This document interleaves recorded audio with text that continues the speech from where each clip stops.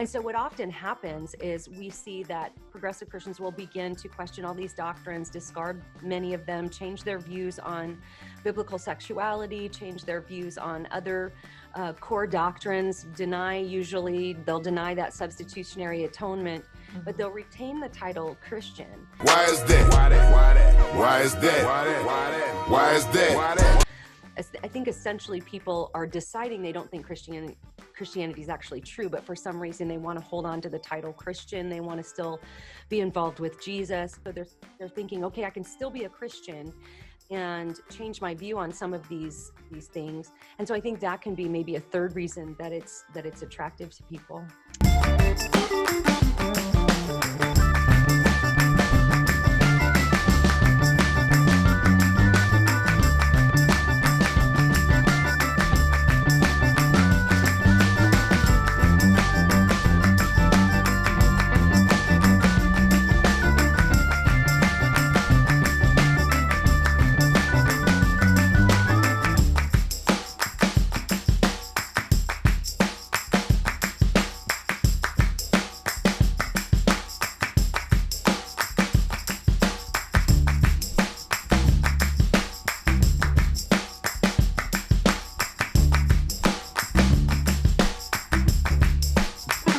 Do you believe that only Christians can be in relationship with God?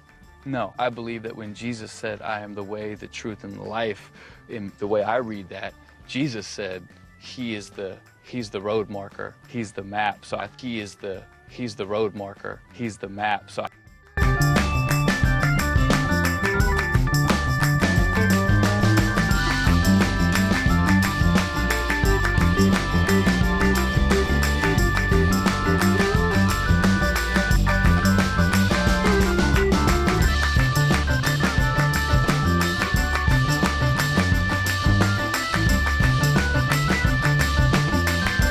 But in the mind of the progressive Christian, to view the atonement in that way is to implicate the moral character of God. So if God is this father that requires the blood sacrifice of his son, well, doesn't that make him somebody who's just into child sacrifice like all the other pagan gods? Or doesn't this make him a divine child abuser?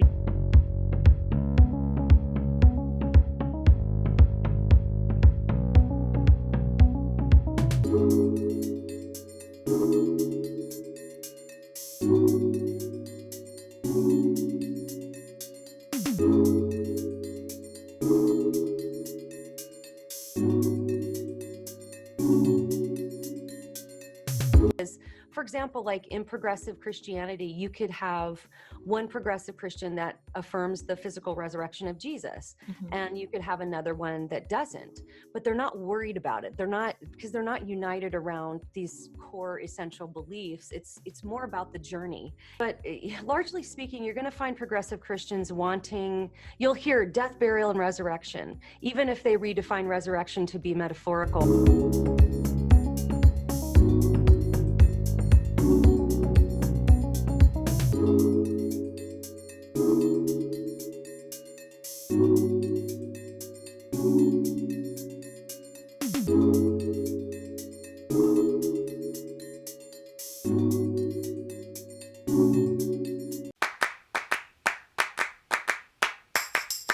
That the question asking sort of phenomenon in this movement as well, it's really not about finding answers. You're asking questions because you're trying to find the better questions. So, but I think that the deconstruction phenomena, as it's understood, having to do with this on this level of meaning of words, can be a very, very dangerous and unhealthy thing, because it's usually not motivated by honest doubt, just seeking answers to questions.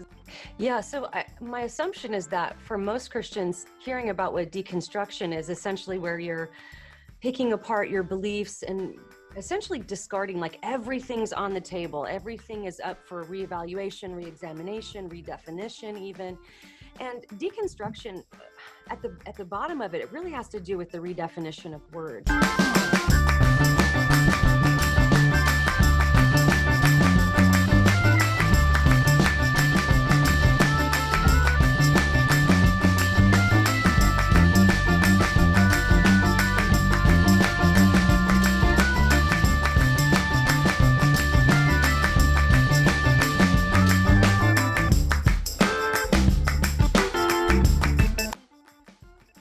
It's not just like this honest doubt, like, did Jesus really rise from the dead?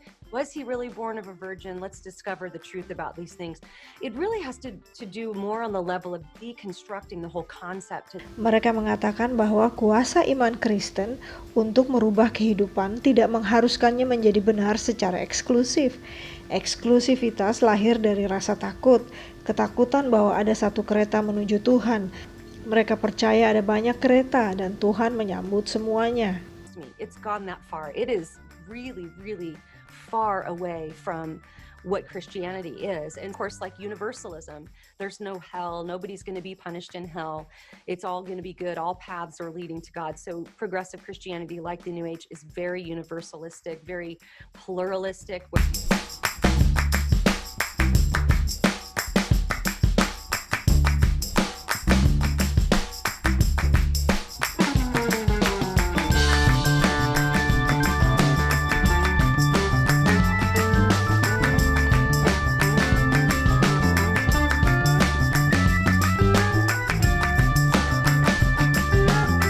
Bagaimana caranya untuk menjaga supaya kita tidak terperangkap dalam jebakan gerakan seperti ini?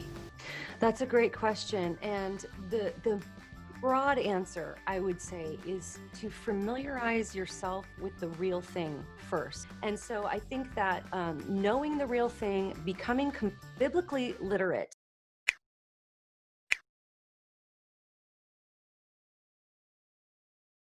I'll just never forget coming to the first class with my notebook and my Bible, and I'm so excited.